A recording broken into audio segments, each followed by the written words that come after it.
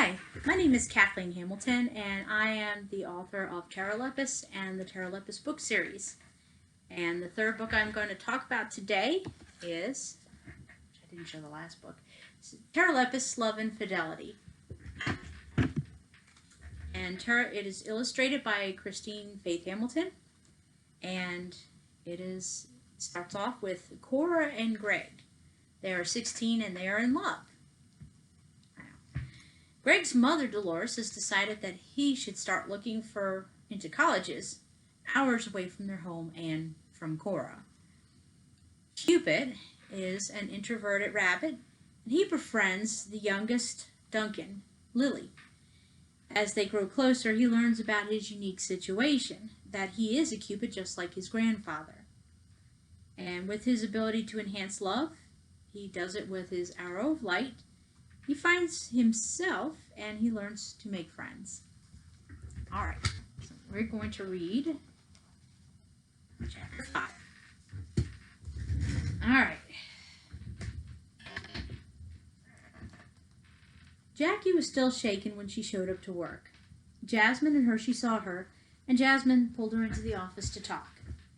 "Something happened this morning. I can see it on your face," said Jasmine. "Dolores went nuts on us. She came over to our house looking for Greg," said Jackie. "Where is Greg?" asked Hershey. "He's at the house with Cora painting," replied Jackie. "Don't tell Dolores anything about the house. I don't know what her problem is." Try not to worry, doll," said Hershey, putting his arm around Jackie's shoulder. "Something will work out. It won't always be this difficult." "I know," replied Jackie, sighing. Jasmine's telephone rang. "Hello? Oh, really? Tell her I will be right down." Jasmine set the phone down. "It looks like Dolores Evans wants to talk to me. I've got this." Jasmine walked out of the office and down the hall. She stepped into the waiting area and approached Dolores. "Hello, I'm Captain Jasmine Johnson. How can I help you?" Dolores stood up and reached for her paw. "I'm Dolores Evans. I understand my son, Greg Evans, is planning on attending the youth training program this summer." "Yes, he is," replied Jasmine. "I don't remember giving him permission to join. I didn't sign any papers," said Dolores. "Let's go to my office," replied Jasmine. They walked back to a now empty office. "Please, have a seat," said Jasmine, waving her to a chair next to her desk. Jasmine sat in front of her computer and pulled up a file. "Look at this, Mrs. Evans." Dolores leaned over and looked. There, on the signature page, was her husband's signature. "He never said anything to me about this," she muttered. "How could he do this to me?" "Mrs. Evans," said Jasmine, looking her in the eye, "did you know that there are a multitude of colleges and universities lined up to snatch our potential astronauts? They look at their leadership skills as a bonus on their college resumes." "Really?" replied Dolores, intrigued. "And according to his school records listed here, he is an honor roll student," continued Jasmine. "I don't see how we'll be able to hold on to him."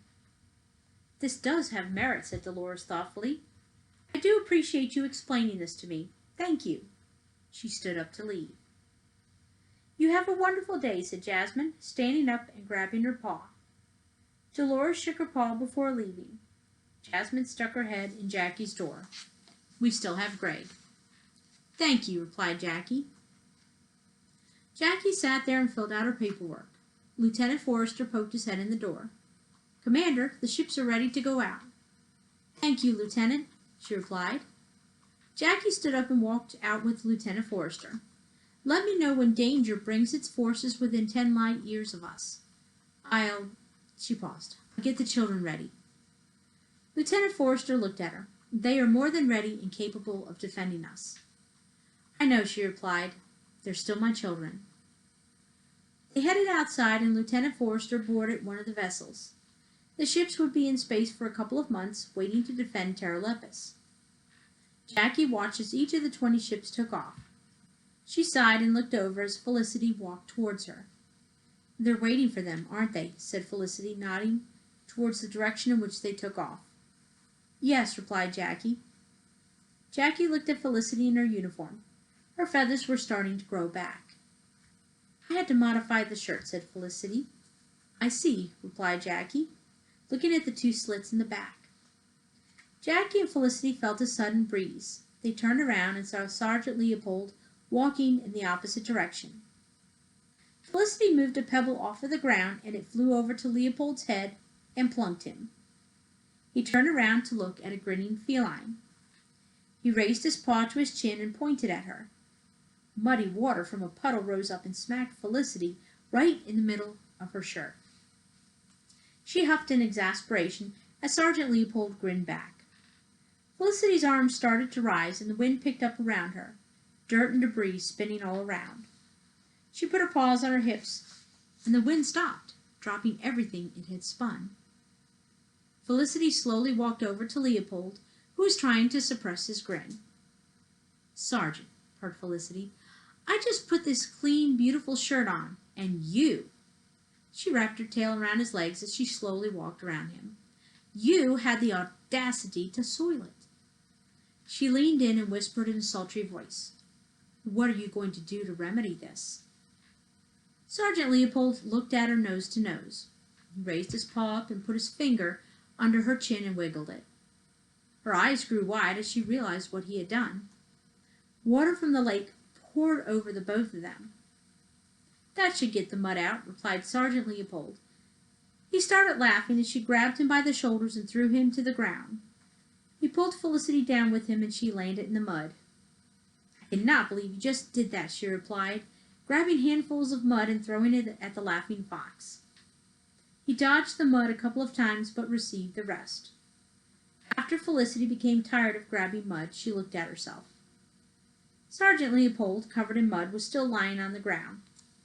He put his paws behind his head.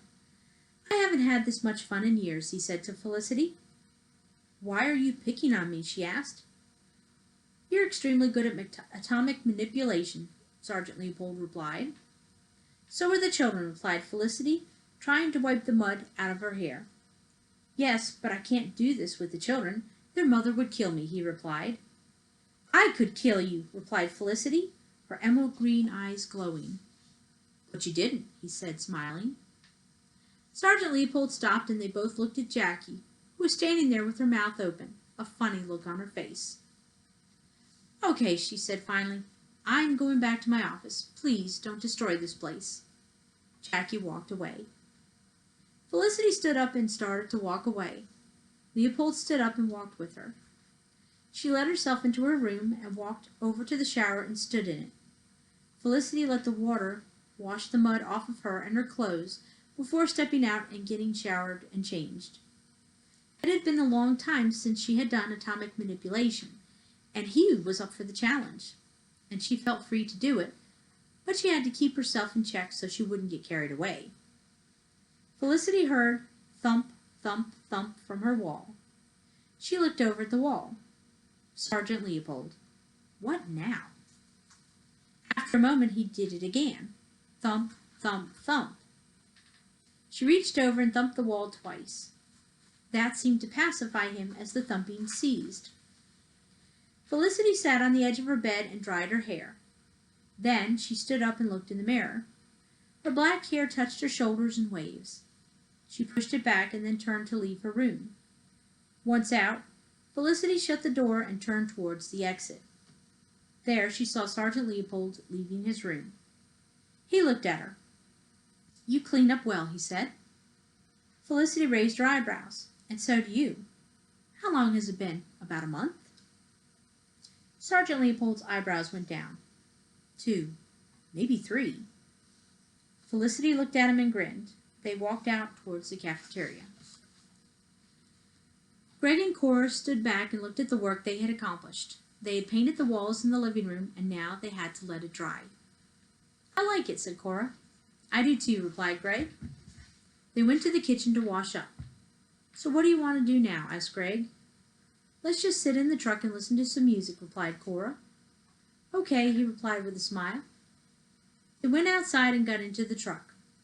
Greg grabbed a pillow and stuck it behind his back, and Cora leaned up against him. They sat there listening to some quiet music and watched the birds flutter from tree to tree. Our house is coming along really fast, said Greg. It is, replied Cora. She looked at him. It's going to be our house some day, he said, looking at her. She smiled at him. When? She asked. When we get married, Greg replied, looking her in her eyes. When? She whispered. As soon as I can convince you to marry me, he said. You've already convinced me, Cora replied, smiling. When you're 18, he replied. Cora sighed. I knew there was a catch. Greg laughed. We're going to graduate high school before we get married, he said. All right, I'll wait, Cora said, with a content sigh. After a while, they headed back to her home. There they met up with their grandmother, Melissa Duncan. She had brought home some of the children, and Bethany had brought home Thomas and her siblings from swimming at their grandmother and grandfather's house. The Duncan children said hi to Greg, but were more solemn. What's the matter with everyone? Asked Greg. Your mom was here this morning, said Cassandra. She thought you were here. Greg looked at Cassandra. Your mom was getting ready to go into our rooms to look for you, said Trixie. Greg's mouth fell open. Your mom was yelling and getting ready to hit my dad, said Lilly. Greg stood there, his mouth still open, tears forming in his eyes. I'm so sorry, he said. He walked out the door crying. Max pulled up and saw Greg leaving. He got out of his car and walked over to Greg. Where are you going? Asked Max. I don't know, said Greg, choking as he spoke. Max grabbed him by the arm. Did the kids tell you what happened this morning? Greg nodded yes. Don't go, pleaded Max. You're a part of our family, and I love you like a son. Greg stood there and wiped the tears from his eyes. She was going to hit you, he sobbed. I'm not afraid of your mother, Greg. Perplexed, but not afraid, he replied. And if she did hit me, it would have just left a bruise. I can handle that, but I'm worried about you dealing with a lot of emotional issues at home. I've always stayed busy, said Greg. Is that what your father does? Asked Max. Yes, said Greg thoughtfully. Come on back in, Greg. You don't need to leave, said Max. Okay, replied Greg somberly. Greg went in with Max and he calmed down. He remained somber for the rest of the evening and then went home. Daddy, do you think he'll be all right? Asked Cora. As long as we support him, he'll be okay, replied Max. Greg drove home and walked in. His father wasn't home, but his mother was. Where have you been all day? Asked Dolores. Greg looked at her. I've been working on a house. All day? She asked. Until I got tired, he replied. It's a huge house, enough work to keep me busy. Greg looked at her. What have you been doing all day? Dolores grew quiet. Not much. Not much, said Greg, growing agitated. He stared at her, arms crossed. Why are you crossing your arms at me? Said Dolores. Greg continued to stare, his eyebrows furrowing. Dolores started to get agitated. Don't look at me like that. I didn't do anything wrong. Greg's eyebrows rose up. I didn't do anything wrong, she fussed. You didn't push your way into the Duncan house? You didn't try to force your way into children's rooms? And you didn't try to smack the living life out of Mr. Duncan? Did I miss anything? I have a right to know where my son disappears to every day, she fussed. I told you, I have another summer job, he replied. But you hang around with the Duncans all the time, and I never see you, Dolores said. I don't feel welcome to bring Cora over here, replied Greg. She's just a friend, started Dolores, and I don't have any friends who feel welcome here either. It's always been this way, said Greg. Next week, I'm training at the Aeronautical Space and Exploration Center. Then I'm going to work on the house. I have to work if I'm going to go to college, said Greg. Your father and I would be more than happy to pay for your college, she said. Honeyville University, he asked. No, some other college, his mother replied. Well, I'm applying for scholarships so I can pull this all together, said Greg. Don't worry about me. And one more thing, said Greg. Cora's going to be my wife someday, so you need to accept her. Dolores stood there with a look on her face. Why would you do this to me? She muttered. The only thing I'm doing is talking to you, replied Greg. He walked over and grabbed his mother and gave her a hug. He held her for a couple of minutes and looked down at her. You know I love you, Mom. Dolores looked up and started crying. I love you too, son. The first day of training at the Aeronautical Space and Exploration Center finally arrived. Greg and Cora waited in the parking lot for Cora's mother and siblings to show up. Bethany had already parked her car, and she and Thomas had disappeared from sight.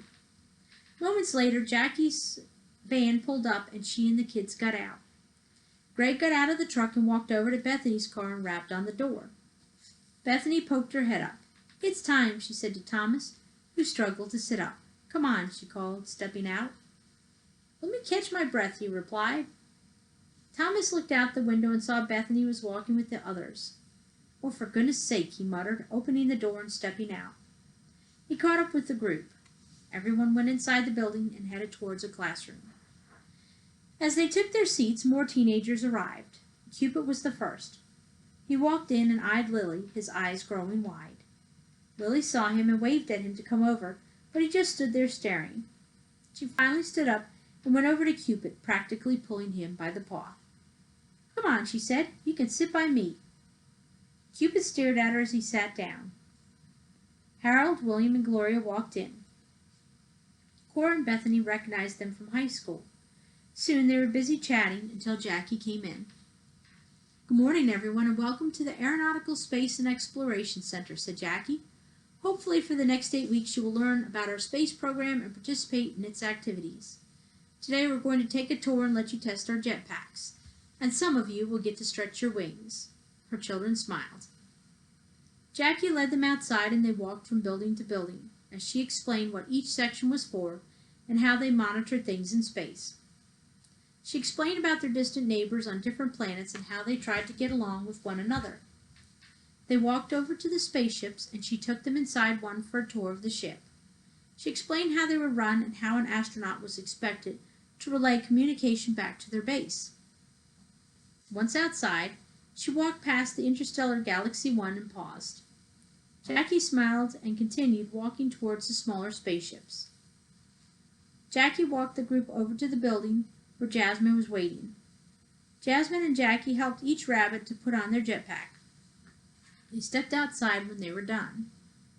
"Okay," said Jackie, "who's ready to stretch their wings?" Her children smiled back. "Cora," said Jackie. Cora started her jetpack and rose up into the sky. She stretched her arm out and the light from the sun started to flicker. Cora glowed and she pointed her paw towards the ground. The ground shook as the light hit the ground and several rocks that sat near the water bounced up and down. She flew around as her purple pendant glowed. Sergeant Leopold stepped out of the building and looked up with a smile. "Thomas," said Jackie. Thomas ran to the end of the field and picked up a boulder, one the size of a small car. He threw it high into the sky and cut his jetpack on. Thomas flew up, his black pendant glowing blue, and smashed the boulder, pieces flying everywhere. He flew around trying to catch as many pieces as he could hold. "Trixie," said Jackie. Trixie did not cut her jetpack on. Her teal pendant glowed brilliantly as she flew into the sky. She stopped and started to spin faster and faster, causing a vortex to grow. "Sam," said Jackie. Sam cut his jetpack on. His pendant was glowing green. He flew up and put his arms out on the side. Ice could be seen coming from the palms of his paws. Sam twisted as he flew up, creating a twisted form of a giant icicle below him. He turned and shot out icicles which penetrated the ground. He manipulated the lake water and it rose over the students and turned into snow. Felicity watched from the door of her building with amazement. "Lilly," said Jackie. Cupid stared wide-eyed at Lilly. Lilly raised her paws and flew up without turning on her jetpack. Her pendant glowed a bright teal, blue, and purple. She formed a ball of light between her paws and threw it to the ground, the earth shaking. She moved her paws and the wind blew. Light from the sun traveled to her outstretched arms and back out. She flew down and grabbed her mother and took her for a short trip, and she and her mother giggled before she set her down on the ground. "Great flying freak of nature," muttered Cupid out loud. Lilly looked at him and crossed her arms, her eyebrows going down. Cupid covered his mouth, but it was too late. He stood there silently, staring at Lilly, but now she wouldn't even look at him.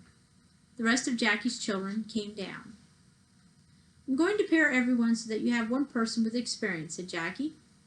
"Cora, you take Greg. Thomas, you have Bethany. Trixie, you have Harold. Sam, you take William. Lily, you take Cupid, and I will work with Gloria. You will be partners for the duration of the summer. Do we understand?" said Jackie, looking at Lily. "Yes, Mom," she replied. Cupid looked at Jackie. Oh no, her mom? Jackie instructed the group on how to maneuver in flight. They had to lean forward to fly and lean back to go up or down. She watched as each group traveled up and across the sky. By the time it was Cupid's turn, he was a nervous wreck. He was overwhelmed with the truth about Lily practicing at the center, the power she displayed, and the fact that her family seemed consumed by superpowers, as well as her mother being the commander over the whole center. It was too much for him. "Cupid, your turn," said Jackie. Cupid stood there, his fingers poised over the buttons. He pressed them and felt himself rising up. Lily stood there and watched. She slowly rose up. "Cupid, lean forward," she called. Cupid did not. He had worked himself up, and now the distance from the ground was increasing, and he was terrified. Lily flew up and grabbed Cupid. She leaned him forward, and he traveled across the sky. "Lean left," she said. Lily looked into his terrified eyes as he continued flying. Lily turned upside down and flew under Cupid. She grabbed his paws off of the controls and cut the machine off. Cupid grabbed Lily, wrapping his arms around her. "You went too high," she said to him. Cupid closed his eyes and whimpered. "Hold on," she said, turning right side up. His legs dangled, and he wrapped them around her, holding on for dear life. "I'm going to fall," he said. "No, I've got you," Lily replied. She held on and started to descend. When she was within sight of her mother, she looked at Cupid. He still looked terrified. "How do you feel?" she asked Cupid. "Scared. I don't want to fly anymore," he replied. Lily thoughtfully looked at him. She flew over her mother's head and continued on. "Whoa, whoa, whoa, where are you going?" fussed Cupid. "We're going to fly," replied Lily, turning upside down once more. Cupid was now looking at the earth pass below him. It was a dizzying array of colors and shapes whizzing past his eyes. He felt the wind as it continuously passed over his head. Lily flew dangerously close to the lake. Cupid tensed up and watched as Lily stuck her paw out and let it pass through the water, splashing it up at Cupid. He shook his head and released his grip on her and stuck one paw into the water. A smile crept up on his face. Lily flipped over and let Cupid's back run through the water. He hollered, "I'm wet!" and she laughed. "You won't be for long," she said, smiling. Lily flew straight up and Cupid gripped her tight. She stopped. "Look around, Cupid. It's amazing from up here," she said. Cupid dared to open his eyes. Everything looked smaller and still. He closed his eyes. Slowly he opened them. Cupid was starting to get used to being airborne. Lily leaned back and flew towards the field. She pulled his arms out straight and then held onto him as she flew upside down. He kept his arms out and she finally landed. Cupid set his feet on the ground and wobbled a bit. The trip had caused him to feel as though he were still flying. In fact, he had felt a strange energy well up inside of him as he held on to Lily. Now he didn't. They walked back to the group at the other end of the field. "Well, Cupid, how did it go?" asked Jackie. "Good," replied Cupid. Jackie smiled. She saw how terrified Cupid was, and she saw the extra effort Lily had put into helping him feel more comfortable. The group headed toward the cafeteria. Harold, William, and Gloria crowded around Cupid. "Hey," said Harold, grabbing a tray. "What was it like up there?" "Terrifying," replied Cupid. "But then I started to get used to it, and it really is beautiful." "You think she'd take me on a free ride?" asked William. "I don't know," said Cupid. "Ask her." "I'd love to be able to fly like she does," said Gloria. "I could go places without a car." Cupid took his tray and sat down at the table. Harold, William, and Gloria sat with him. A moment later, Lily sat down next to Cupid. "Hey, Cupid," she said. Cupid looked at her. "Hey," he replied back. He went back to eating. The others looked at Cupid and then at Lily. "He's not very talkative, is he?" said Gloria. "He never was," replied Lily, taking a bite. "I had him in band class." Cupid looked at Lily. "Heck, Cupid did more talking up there than down here," she said, looking at him. Cupid gave her a look. "Hey, Lily, think you could give me a free ride?" asked William. Lily shook her head no. Trust me, you don't need it. Cupid stopped drinking and looked down. He put his cup on his tray, stood up, and left. Did I say something wrong? She asked. I don't think you did, said Gloria. Maybe he took it the wrong way. Lily stood up and walked towards the door. She saw Cupid talking to an older woman. Cupid, she said, running up to him, did I say something to offend you? Cupid and the woman looked at her. No, he replied. He turned to walk away.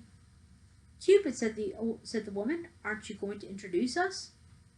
Cupid turned back around. Mom, this is Lily. Lily, this is Mom. He turned and tried to walk towards the door. Lily, said Cupid's mom, so you're the one I've been hearing about, she said. Mom, said Cupid, turning back. What? She's the one that stole your heart, remember? The paper one, Mom. Let's go before you embarrass me any more, he fussed, turning once again towards the door. Lily looked at Cupid amused. He was flustered and seemed to be the opposite of his cheerful mom. I'm so glad you made a friend, dear, said Cupid's mom. Can we go now? He fussed. I suppose so, she replied. Wait, said Lily. Do you think it would be okay for Cupid to join us? Do you think it would be okay for Cupid to join us at my grandparents' pool this afternoon? A pool, said Cupid's mother, her eyes lighting up. Cupid said no. Cupid stood behind his mother, waving his paws at her and mouthing no. It's a huge pool. My family goes there every day during the summer. I think he would like it, Lily said, looking at Cupid, who was now covering his face with his paws. I think it's a wonderful idea, replied his mother, as Cupid threw his paws and his head up. Awesome. He just needs his bathing suit, said Lily. About that, said his mother, I need to buy him one. Cupid's eyes grew wide. He can wear shorts today, said Lily. Nobody will care. Does anybody care about what I want to do, fussed Cupid? Yes, I do, replied his mother.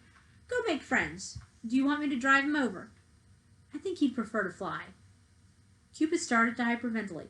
Mom, where are you going? Home, dear. Have fun with your friends, she replied, and out the door she went. You, he fussed at Lily. How could you do this to me? Oh, come on, you'll have fun, Lily replied. She walked away to find her mother, and Cupid bolted to the door. He stood in the parking lot and watched, as his mother was already a distance away. He looked behind him and he started walking. Cupid was going to walk home if necessary. He heard the door open behind him and he picked up the pace. Cupid heard running and he started running. He suddenly felt himself being picked up off the ground and he heard Lily giggle. They went up over the fence and above the trees. His legs dangled below him and Lily wrapped her legs around his so she could fly straight. He looked down and saw home after home pass by. They passed over his mother's car, and he heard her beep the horn. Soon they passed over the countryside, and he saw a big house with a pool behind it. Cupid tensed up. What's the matter? Asked Lily. Cupid said nothing. She landed in front of her grandparents' home and rang the doorbell. The door opened. Hi, Grandma, said Lily, giving Melissa a hug. Cupid stood there staring. Grandma, hope you don't mind. I invited Cupid over, said Lily. He's welcome, replied Melissa. Come on in. Lily grabbed Cupid by the paw and dragged him in. Come on, let me show you the pool, said Lily. Cupid walked back wide-eyed, hyperventilating. Outside was a huge pool. Her grandparents had built it large, especially with the multitude of grandchildren that they had. Cupid stared at the pristine, cool blue water. He stood there frozen. Here, said Lily, passing him a bottle. Put this sunscreen on so you don't get burnt. I'll be back. Cupid stood there looking at the water. He slowly put the bottle down and pulled his shirt off. He grabbed the bottle and started applying the sunscreen slowly. Lily stepped out of the house in her bathing suit. She stopped short when she saw Cupid's back. There, in white, against his brown fur, was a perfect heart. Oh, I get it, she thought. Lily walked over. Did you put some on your back? She asked. No, I can't quite reach it, he replied. Lily poured some on her paws and rubbed it on. She stuck her finger out and traced the heart. Cupid jumped and turned, looking at her with agitation. Lily poured the sunscreen on her paws and started covering herself. Cupid stood there with his arms crossed. She didn't say anything about the heart. She didn't make fun of it, but Lilly did notice it, and he was embarrassed. Lilly reached as far back as she could go. Cupid grabbed the bottle and squirted the sunscreen on her back. She squealed from the cold sensation of it hitting her. He cracked a smile as he covered the rest of her back. "Thank you," Lilly said, taking the bottle from him and setting it down. "Come on, let's go." Lilly slipped into the shallow end of the pool. She turned around and looked at him. "What are you waiting for?" He stood there silently and then said, "I don't know how to swim." "Oh," she replied. Lilly patted the cement. "Sit here and put your feet in. It's nice." Cupid paused and then sat down, dangling his feet into the water. "You've never learned to swim?" she asked. Cupid shook his head no. "You know, the shallow end is only 2 feet deep, and you're taller. You could just stand in here with me." He looked at her wide-eyed and started to back up. Lilly grabbed him at the waist and pulled him in. The coldness of the water hit Cupid as he went waist-high. He hollered and jumped around. "It's cold," he fussed. "You'll warm up," she replied. Cupid grabbed the wall with his paws and held on. Lilly floated in the water in front of him. "Cupid, you can handle 2 feet of water like you can handle flying," she said to him. "I'm very uncomfortable being in the pool," he replied. "I know," Lilly replied, "but you need to be a bit uncomfortable with something or you'll never go anywhere in life." Lilly swam away and he watched. Nothing seemed to faze her. She seemed afraid of nothing. Cupid sighed and let go of the wall. He lowered himself into the water and let it reach his face. Lilly dove under the water and popped up next to him. "Just have fun at this end of the pool today. When you're more comfortable this summer, I'll teach you how to swim." "What makes you think I'm coming to the pool every day?" said Cupid. Lilly floated on her back and paddled herself across the shallow end. "Why wouldn't you come every day?" she replied. Cupid said nothing. Lilly swam over and grabbed his paws and pulled him across the shallow end. He panicked. "It's just like flying. Learn how to relax," said Lilly. She pulled him again, and he felt his feet lift off the floor of the pool. "Put your head down." Cupid struggled with relaxing and letting himself float. He was tense. Lilly let go. At that moment, they heard more voices. Trixie, Sam, Cora, and Greg walked out and jumped into the deep end. Cassandra, Thomas, and Bethany followed. Lilly looked at Cupid and smiled before swimming over to everyone. Cupid watched as everyone swam comfortably. Trixie swam over to Cupid. "Welcome to the pool, Cupid," said Trixie. "How did you convince my sister to bring you?" "I believe it was the other way around," he said. Trixie laughed. "Don't worry, she means well. Her heart's in the right place." Lilly swam over. "Here," she said, passing Cupid a long floating device. "Hold on to this and float around. I think you'll have more fun." Cupid grabbed the floating device and he started to relax. Everyone swam for a couple of hours and then got out of the pool for a drink and Grandma Melissa's cookies. In the afternoon they said goodbye and started to leave. Lilly walked out with Cupid. "Guess I better take you home," said Lilly. She grabbed Cupid under his arms and around his chest from behind and rose up. She wrapped her legs around his and leaned forward. "Tell me where you live," she asked. "About 2 cows down, take a right at the Spotted Owl," he replied. "What?" asked Lilly, caught off guard. Cupid chuckled and sighed. "All right, just follow this road until you get to Moo Cow Road." "Are you still joking?" she asked. "No, I'm serious this time," he replied. As they flew, they passed over Lily's house. "I live there," she said, pointing with her finger. "I've seen that house before," he replied. "That's where they party at least once a year with hundreds of rabbits, isn't it?" "Yes, that's us," she replied. Lilly flew to the end of the road where a gravel driveway started. She flew down and stood in front of Cupid's house. "Nice place," she said. Cupid walked up to his door. "I'll see you tomorrow," said Cupid, waving to Lilly. The door opened and his mother peeked out. "Cupid, aren't you going to invite your friend in?" she asked. Cupid's mouth fell open and his mother waved Lilly in. Lilly looked at Cupid and stepped inside. Cupid followed. "So how are you, Lilly?" asked Cupid's mother. "I'm doing fine," replied Lilly. She looked around at the tidy room. "How did you do with swimming?" Cupid's mother asked him. "I didn't," he replied. "I just floated." "That's great," Joy replied. Cupid gave her a look and raised an eyebrow. Cupid, would you like to go to the pool tomorrow? Asked Lily. Sure, I guess so, he replied. Lily looked at him and waited. Yes, he said. Okay, I'll see you tomorrow then, Lily said as she walked out the door and flew away.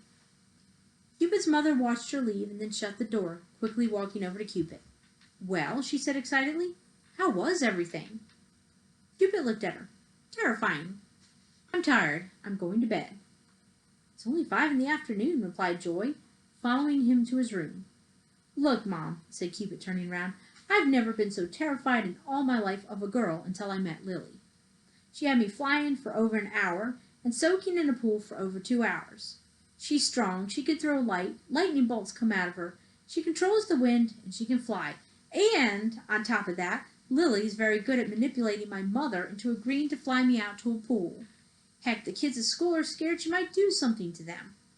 You mean the bullies? Said Joy. Cupid looked up at her. She said something to the bullies. No wonder they've been avoiding me.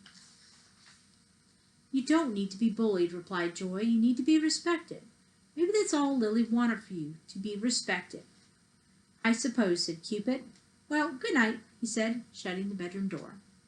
Don't you want your dinner? Asked Joy. No, thank you, he replied. Cupid lay down on his bed and looked up at the ceiling. His mind tossed around everything that had happened. He wasn't sure if he was going back tomorrow. Lily would try to get him back to the pool again. He didn't know if he could fly by himself or not. Why was his mom so concerned about him having friends? Why did she practically push him into going to the pool? His stomach growled. Cupid turned over and looked out the window. Everything was quiet. His stomach rolled again. Cupid sat up and groaned. He was hungry. He slipped off of his bed and went downstairs to eat. His father Jack walked in the door. Hey, son, how was your first day of training? Cupid closed his eyes. Terrifying, he replied. You'll never guess who his partner is, said his mother excitedly. It's Lily.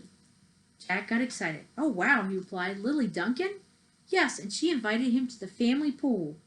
Did he get in? Asked Jack. Yes, and I went to the store and I bought him some swimming trunks, replied Joy. Amazing, Jack replied. I'm right here, you know, said Cupid. I know, son, said his dad, turning back to his wife. So do you think she'll invite him again? Dad, said Cupid in a huff. She did, and she's so friendly and sweet. She's just what we need, replied Joy. Cupid looked up at them. What do you need her for? He asked. For you, replied his mother. Come on, Mom. I don't need to be forced to have any friends. I'm fine. His parents looked at him. Cupid stood up and walked out to the front steps of his house and sat down. He was used to the quiet. He was used to not talking to anyone. Lily was chatty. That was more than what he was used to. All right, hope you enjoyed it. And the books are available on Amazon.com. And you can go to my website, www.terralepus.com, and look at all the books available. And Terralepus is available on Facebook, Instagram, and I think that's it. Anyway, see you in the stars. Bye.